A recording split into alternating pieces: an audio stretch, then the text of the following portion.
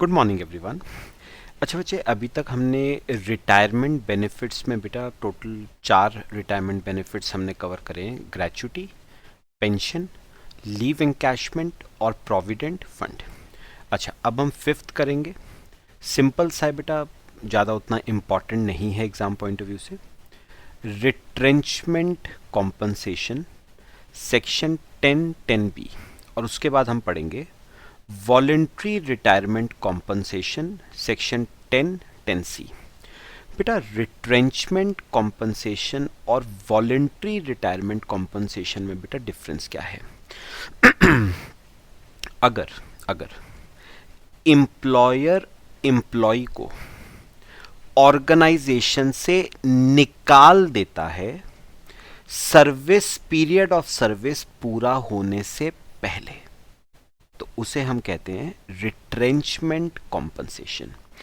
और voluntary retirement होता है एम्प्लॉय खुद अपनी मर्जी से अपना पीरियड ऑफ सर्विस पूरा होने से पहले ऑर्गेनाइजेशन को छोड़ देता है।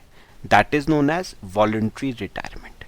तो बेटा, रिट्रेंचमेंट में एम्प्लॉयर ने एम्प्लॉय को निकाल दिया ऑर्गेनाइजेशन से उसका पीरियड ऑफ सर्विस पूरा होने से पहले।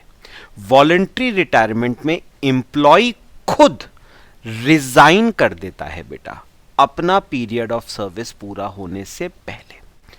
ठीक है। अच्छा, बात हमें वही देखनी है बच्चे, एग्जेम्पशन कितनी होगी। तो बेटा 3 कंडीशंस हैं रिट्रेंचमेंट कंपनसेशन की। पहला तो है अमाउंट रिसीव्ड और थर्ड है ₹5 लाख। चलो मेरे साथ जरा थोड़ा थोड़ा बेटा समझना।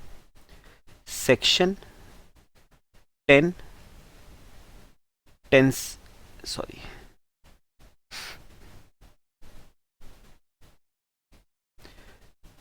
पहले सेक्शन 10(10)(b) देखेंगे। देखो बेटा, सेक्शन 10(10)(b) में रिट्रेंचमेंट कंपनसेशन में एग्जेम्पशन कितनी है? फर्स्ट कंडीशन है अमाउंट रिसीव्ड। फर्स्ट कंडीशन है अमाउंट रिसीव्ड, जितना रिट्रेंचमेंट कॉम्पनसेशन आपको रिसीव हुआ। और बेटा सेकंड है ₹5 लाख। ये तो लिमिट फिक्स्ड है बेटा, ये लिमिट तो फिक्स्ड है। और तीसरा है बेटा, अब तीसरा में समझना है, तीसरा है 15 days average salary for every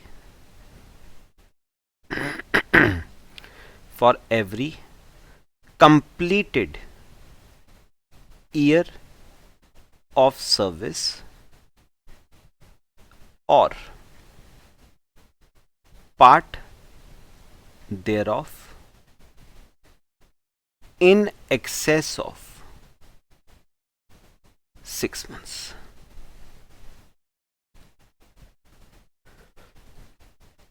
ये लिख लो बेटा, फिर मैं आपको इंपॉर्टेंट जो बातें वो समझाता हूं। 15 days average salary for every completed year of service or part thereof in excess of 6 months। चलो, सबसे पहली बात तो बेटा वही आ जाती है, सैलरी में क्या क्या आएगा। तो बेटा सैलरी में सिंपल 2 चीजें हैं बेटा, basic salary plus dearness allowance, पूरा। If forming part of benefits नहीं, पूरा बेटा, बेसिक प्लस डीए पूरा।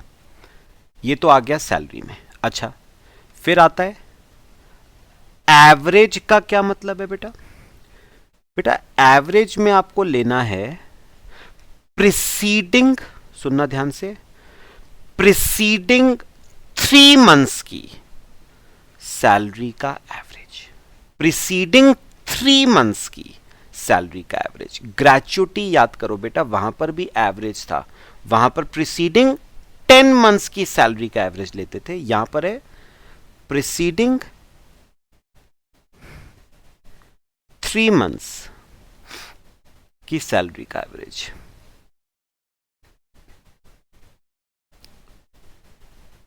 प्रीसीडिंग 3 मंथ्स की सैलरी का एवरेज। ठीक है, और बेटा 15 डेज का क्या मतलब हुआ, याद करो। ये 15 डेज बेटा वहां पर भी था, ग्रेचुटी में हमने किया था covered under gratuity act, not covered under gratuity act. याद करो, कवर्ड अंडर ग्रेचुटी एक्ट में 15 डेज कैसे, 15 डेज की सैलरी कैसे निकाली थी, 15/26, वही सेम है। ठीक है, तो अगर बेटा मैं इसका फॉर्मूला बनाऊं ना, सुना भी ध्यान से सुना, चलो एक बात और डिस्कस कर लूं फिर बताता हूं आपको। उसने कहा for every completed year of service और part thereof in excess of 6 months. याद करो बेटा, यह भी पढ़ा था हमने कवर्ड अंडर ग्रेचुटी एक्ट में। मैंने क्या कहा था, अगर मोर देन 6 मंथ्स हैं तो उसे हम कंसीडर करेंगे 1 ईयर, और अगर less than equal to 6 months है तो उसे बेटा हम करेंगे इग्नोर। तो अगर मोर देन 6 मंथ्स है तो 1 ईयर कंसीडर करेंगे, और अप टू 6 मंथ्स है तो उसे क्या करेंगे, इग्नोर। तो मेरे को बताओ एग्जाम्पल के तौर पे बेटा, अगर एम्प्लॉय ने काम किया है 30 ईयर्स एंड 7 मंथ्स तो उसे काउंट करोगे 31 ईयर्स। अगर काम किया है 30 ईयर्स एंड 5 मंथ्स तो 5 मंथ्स को इग्नोर कर देना बेटा, 30 ईयर्स लोगे। क्लियर हुआ सबको?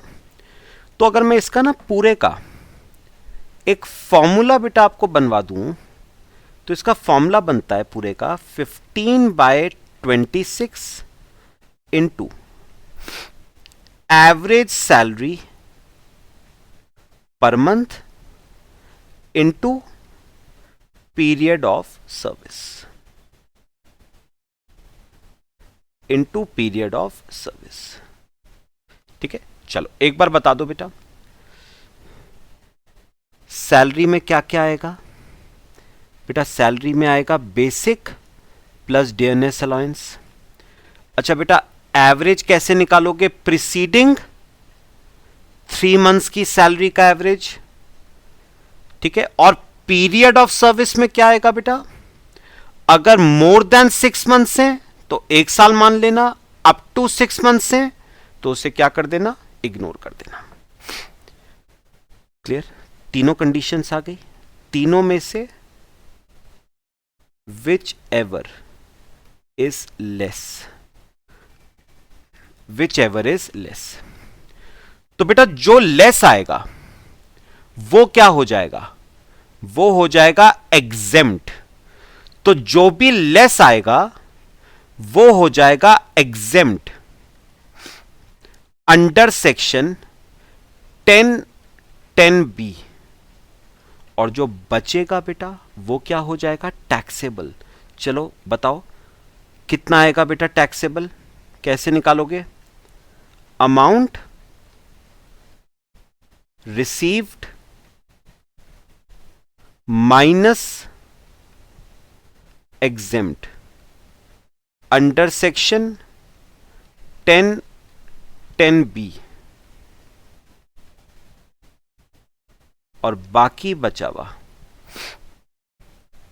क्या आएगा बेटा, बाकी बचा हुआ टैक्सेबल आएगा। बाकी बचा हुआ आपका बेटा टैक्सेबल आएगा। ठीक है, कॉपी कर लो बच्चे से, कॉपी कर लो।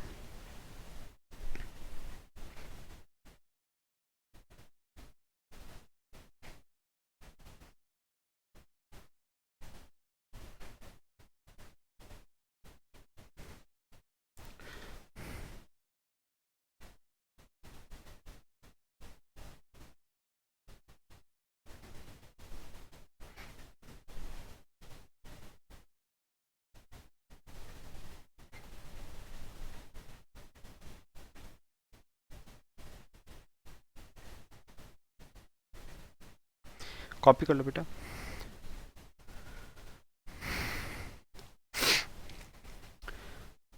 आ गया बेटा, चलो आओ। तो बेटा यहाँ पर अमाउंट रिसीव्ड आ जाएगा, यहाँ पर ₹5 लाख आ जाएगा, और 15 डेज एवरेज पे, एवरेज पे मतलब बेटा सैलरी, और सैलरी में यहाँ पर दो चीज़ें हैं, बेसिक प्लस डेयरनेस अलाउंस। ठीक है, अच्छा एवरेज में बेटा कितने मंथ्स का एवरेज करना है, प्रीसीडिंग 3 मंथ्स का एवरेज करना है, और 15 डेज की कैसे निकालोगे, 15 डिवाइड बाय 26। ठीक है, for every completed year of service और पार्ट देयर ऑफ, आगे लिख लेना इसके, इन एक्सेस ऑफ 6 मंथ्स। तो इसमें मैंने कहा अगर मोर देन 6 मंथ्स है तो उसे 1 ईयर कंसीडर कर लेना, less than equal to 6 months है बेटा तो इग्नोर कर देना। बस तीनों में से जो भी लेस होगा वो बेटा हो जाएगा एक्सेप्ट। क्लियर हुआ? रिट्रेंचमेंट कंपनसेशन सिंपल है, उतना इंपॉर्टेंट नहीं है बेटा एग्जाम पॉइंट ऑफ व्यू से। चलो अगले पे चले बेटा। अगला आता है लास्ट आपका voluntary retirement compensation section 10(10)(c). Simple है बेटा, इसमें भी बचे 3 की जगह इसमें टोटल 4 शर्तें हैं, समझना है ध्यान से। पहली कौन सी है, अमाउंट रिसीव्ड, दूसरी है फिक्स्ड 5 लाख रुपीस, अब तीसरी है completed years of service. Notice करो बेटा, कंप्लीटेड ईयर्स ऑफ सर्विस का है और part thereof in excess of 6 months नहीं कहा है। तो कंप्लीटेड ईयर्स ऑफ सर्विस में तो अगर more than less than 6 months हैं तो भी इग्नोर करने हैं, और अगर मोर देन 6 मंथ्स हैं तो भी बेटा इग्नोर ही करने हैं। मतलब आपको सिर्फ कंप्लीटेड ईयर्स ही लेने हैं।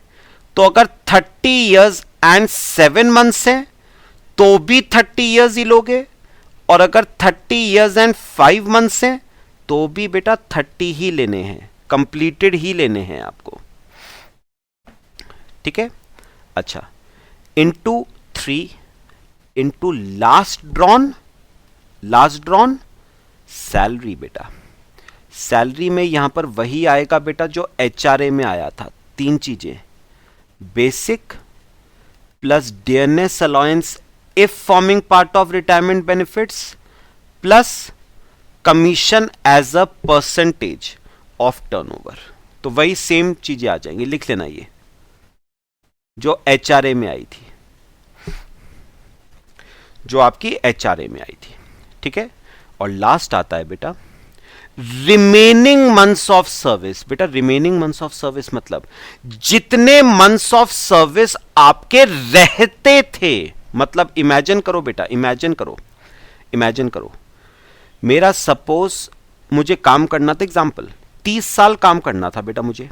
ठीक है, मैंने 25वें साल में ही मैंने वॉलंटरी रिटायरमेंट ले लिया।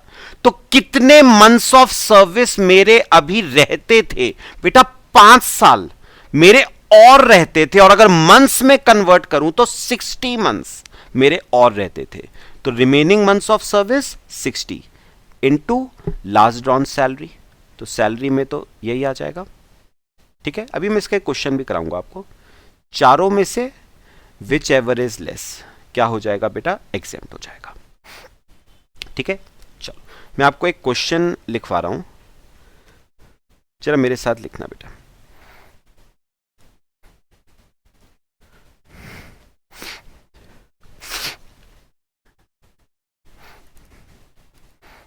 मेरे साथ एक बेटा क्वेश्चन लिखना जरा।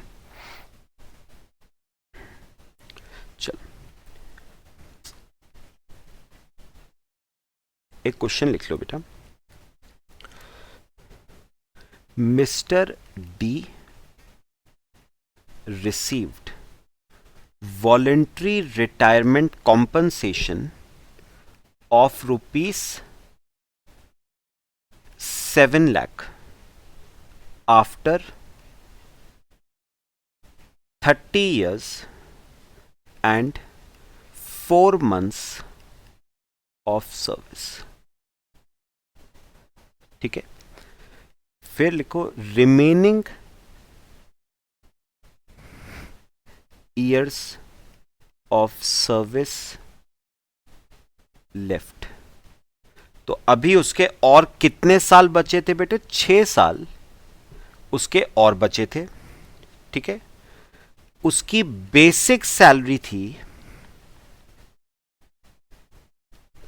बेसिक सैलरी थी उसकी 20,000 रुपीज पर मंथ। ठीक है, और dearness allowance forming part of retirement benefits था बेटा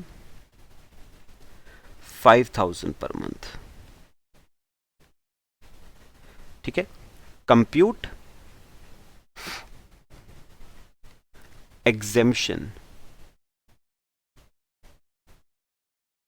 under section 10(10)(b).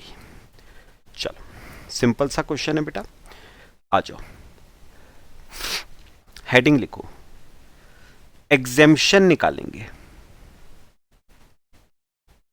Exemption under section 10(10)(b). चलो पहला हमारा क्या था? Amount received. कितना रिसीव हो रहा है? 7 lakh. Amount received 7 lakh, amount received 7 lakh. अच्छा, सेकंड हमारी फिक्स्ड लिमिट थी, फिक्स्ड लिमिट कितने रुपए की? 5 लाख। अच्छा, तीसरा हमारा था completed years, completed years of service into 3 into last drawn salary. चलो सॉल्व करें। कंप्लीटेड ईयर्स बताना, 30 ईयर्स एंड 4 मंथ्स हैं, तो कंप्लीटेड तो 30 हो गए, इंटू 3 इंटू हमारी लास्ट ड्रॉन सैलरी है बेटा। सैलरी में क्या क्या आता है? बेसिक और DA if forming part of retirement benefit. तो बेसिक है 20 और डीए है 5,000 forming part of retirement benefit, मतलब पूरा का पूरा रिटायरमेंट बेनिफिट्स का हिस्सा है। तो 25,000 आ जाएगा। तो इसे सॉल्व करेंगे ना बेटा, तो ये आ जाएगा 22,50,000। ठीक है, और डी आ गया remaining months of service, remaining months of service into last drawn salary. अच्छा, मेरे कितने साल अभी और बचे थे बेटे? 6 साल मेरे और बचे थे। 6 साल को अगर मैं मंथ्स में कन्वर्ट करूं तो 72 मंथ्स मेरे और बचे थे, इंटू लास्ट ड्रॉन सैलरी 25,000। तो 72 इंटू 25,000 18 लाख आ जाएगा। चारों में से विच एवर इज लेस। और बताओ लेस कौन सा आ रहा है बेटा? 5 लाख मेरा क्या आ रहा है? लेस। 5 लाख लेस आ रहा है बेटा। तो बताओ एग्जेम्पशन अंडर सेक्शन 10(10)(c) कितनी आ जाएगी बेटा? 5 लाख एग्जेम्प्ट हो जाएगा।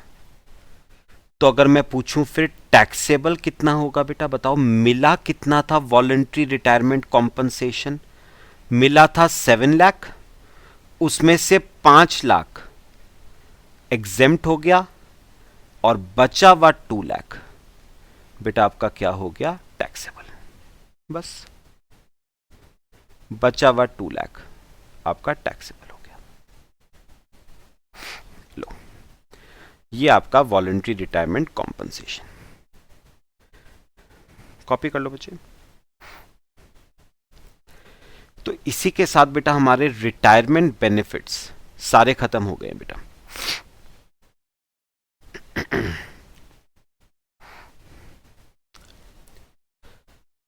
क्लियर हुआ बेटा सबको? चलो अब मेरे साथ बच्चे एक काम करो, मैंने जो आपको ग्रॉस सैलरी की बेटा स्टेटमेंट बनवाई थी ना, उस पे आओ, पहले देखते हैं हमारा क्या क्या हो गया है और क्या क्या अभी रहता है। ये देखो, ये हमने बनाई थी इनकम फ्रॉम सैलरी की स्टेटमेंट। बेटा बेसिक सैलरी मेरा हो गया है, डियरनेस अलाउंस हमने समझा बेटा, बोनस कमीशन हमने समझा, अलाउंसेस हमने समझे, परक्विजिट्स हमने कर लिए, रिटायरमेंट बेनिफिट्स बेटा हो गए। अब अगला टॉपिक हमारा बचा हुआ है एरियर्स ऑफ सैलरी। चलो, क्या होते हैं बेटा, बहुत सिंपल कंसेप्ट है, उतना इंपॉर्टेंट नहीं है एग्जाम पॉइंट ऑफ व्यू से, मैं आपको समझाता हूं। अभी हेडिंग लिखो मेरे साथ, एरियर्स ऑफ सैलरी। ठीक है, क्या होते हैं बेटा, मैं आपको एग्जांपल से समझाता हूं, देखना।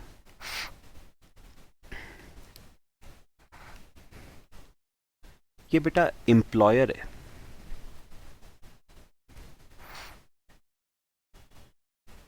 और ये एम्प्लॉय है। ठीक है बेटा, ये जो एम्प्लॉय है ना, ये जो एम्प्लॉय है, एग्जांपल दे रहा हूं, ये करंटली सैलरी कमा रहा है 50,000 रुपीज पर मंथ की। ये करंटली सैलरी कमा रहा है 50,000 रुपीज पर मंथ की। ठीक है, अब क्या हुआ, ये एम्प्लॉय अपने एम्प्लॉयर के पास गया। ठीक है, कौन सी डेट को गया, 1 अप्रैल 16 को ये अपने एम्प्लॉयर के पास गया और इसने कहा कि सर 3-4 साल हो गए, 3-4 साल हो गए, मैं इसी सैलरी पे काम कर रहा हूं 3-4 साल से, मतलब 3-4 साल से आपने मेरी सैलरी में 1 रुपए का भी इंक्रीमेंट नहीं करा है। ठीक है, मैं पिछली बार जब आपके पास आया था तो आपने कहा था कि नए फाइनेंशियल ईयर से 16-17 फाइनेंशियल ईयर से तेरी सैलरी को मैं बढ़ा दूंगा। तो 16-17 शुरू हो गई, आप मेरी सैलरी को बढ़ाओ। ठीक है, यानी बेसिकली एम्प्लॉय क्या मांग रहा है बेटा, इंक्रीमेंट मांग रहा है इन सैलरी। अच्छा, कितने रुपए का इंक्रीमेंट, ये सैलरी में मांग रहा है 10,000 रुपीज पर मंथ का इंक्रीमेंट। लेकिन बेटा हुआ क्या, एम्प्लॉयर ने इंक्रीमेंट देने से बेटा कर दिया मना। एम्प्लॉयर ने कहा सैलरी तो तेरी नहीं बढ़ाऊंगा मैं, जो दिल में आता है कर ले। अब बेटा एम्प्लॉय ने क्या करा, एम्प्लॉय ने बाकी एम्प्लॉय से बात करी और इन सब ने एम्प्लॉयर के खिलाफ बेटा, एम्प्लॉयर के खिलाफ हंगर स्ट्राइक कर दी बेटा, भूख हड़ताल। इन्होंने अपने एम्प्लॉयर के खिलाफ क्या कर दी बेटा, हंगर स्ट्राइक कर दी। ठीक है, अब क्या हुआ बेटा, 1 साल हो गया। ठीक है, एग्जांपल दे रहा हूं, 1 साल हो गया, 2 साल हो गया बेटा, हंगर स्ट्राइक पे, सिर्फ जूस पे, या मैं बोलूं सिर्फ पानी पे बेटा ये एम्प्लॉइज क्या हैं, जिंदा हैं, सिर्फ पानी पी के। तो अब क्या हुआ बेटा, बीच में आया कोर्ट, सुप्रीम कोर्ट, बीच में आया बेटा कोर्ट। ठीक है, कोर्ट ने बेटा एम्प्लॉयर को हिदायत दी कि तुम अपने एम्प्लॉइज की सैलरी को बढ़ाओगे। मतलब कोर्ट ने बेटा फरमान सुना दिया एम्प्लॉयर को कि salary is to be increased, salary बढ़ाओ, अपने एम्प्लॉइज की सैलरी बढ़ाओ बाय ₹10,000 पर मंथ। कि उनकी जो डिमांड्स हैं, उनकी डिमांड्स कोई इनजेन्युइन डिमांड्स नहीं है, उनकी डिमांड्स बिल्कुल जेन्युइन है। आपने 3-4 साल से उनकी सैलरी नहीं बढ़ाई है, आप उनकी सैलरी बढ़ा दो। ठीक है बेटा, कोर्ट का ये जो फैसला आया ना, एग्जांपल दे रहा हूं मैं, कोर्ट का ये फैसला आया बेटा 1 अप्रैल 2020 को, मतलब लगभग 4 साल के बाद, कोर्ट का ये फैसला आया, ठीक है, कि एम्प्लॉइज ने जो डिमांड आपसे करी है सैलरी बढ़ाने की, वो कोई गलत डिमांड नहीं है, वो जेन्युइन डिमांड है, आपको एम्प्लॉइज की सैलरी बढ़ानी पड़ेगी। लेकिन बेटा क्वेश्चन क्या था, क्वेश्चन इंपॉर्टेंट ये था कि ठीक है सैलरी बढ़ाई जाएगी, सैलरी बढ़ाई जाएगी, लेकिन सैलरी क्या 1 अप्रैल 2020 से बढ़ाई जाएगी जिस दिन कोर्ट का ऑर्डर आया, या ये सैलरी उस दिन से बढ़ाई जाएगी जिस दिन से एम्प्लॉय चाहते थे कि ये सैलरी बढ़ाई जाए। तो बेटा एम्प्लॉइज ने कहा कि आप अपने आप सोचो, अगर ये कोर्ट का ऑर्डर आज ना आया होता, मतलब 1 अप्रैल 2020 को ना आया होता कोर्ट का ऑर्डर, बल्कि कोर्ट का ऑर्डर 1 अप्रैल 16 को ही आ गया होता, तो आपने हमारी सैलरी उसी दिन से तो बढ़ा दी होती 10,000 रुपए पर मंथ से। तो बेटा कोर्ट ने कहा बिल्कुल सही बात है, हमने फैसला 4 साल बाद दिया है, बट यह फैसला एप्लीकेबल 1 अप्रैल 20 से नहीं होगा, बल्कि यह फैसला एप्लीकेबल 1 अप्रैल 2016 से होगा, क्योंकि अगर कोर्ट का ऑर्डर 1 अप्रैल 20 की जगह 1 अप्रैल 16 को आया होता तो सैलरी में इंक्रीमेंट 1 अप्रैल 16 से किया होता, ना कि 1 अप्रैल 20 से। तो मुझे एक बात बताओ, कितने साल के बाद कोर्ट का फैसला आया बेटा? 4 साल के बाद आया।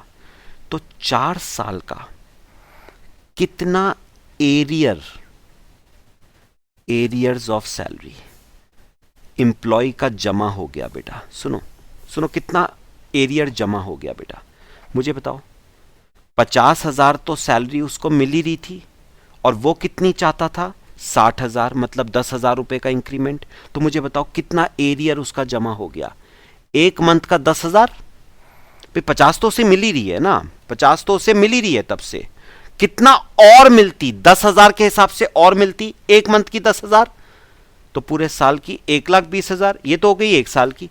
कितने साल का एरियर उसका इकट्ठा हो गया? 4 साल का एरियर इकट्ठा हो गया।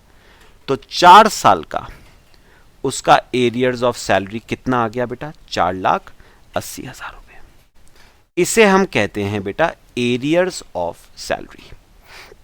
तो याद रखना, कोर्ट का ऑर्डर आया 2020 में है, बट वो एप्लीकेबल, बेटा ये ऑर्डर एप्लीकेबल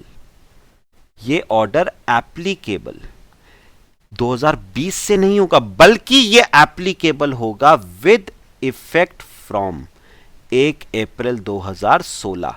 क्योंकि सोचो, अगर ये ऑर्डर कोर्ट ने 4 साल बाद ना दिया होता, बल्कि 4 साल पहले ही ये ऑर्डर दे दिया होता, तो एम्प्लॉयर को एम्प्लॉय को सैलरी 16 से ही देनी पड़ती, 10,000 रुपए बढ़ा के। तो 4 सालों में कितना एरियर एम्प्लॉय का इकट्ठा हो गया?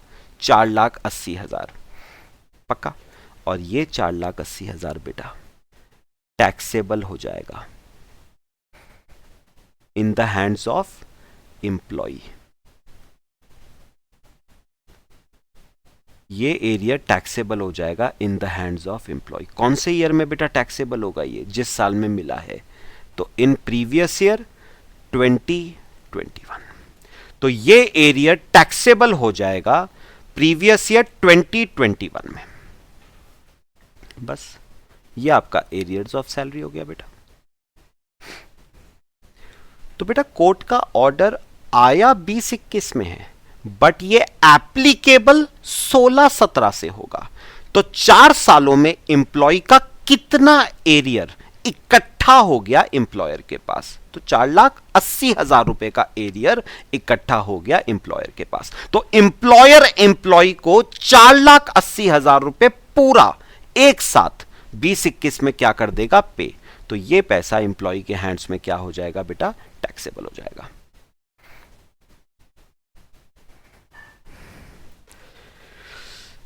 बस ये आपका एरियर्स ऑफ सैलरी है बेटा। कॉपी कर लो बच्चे।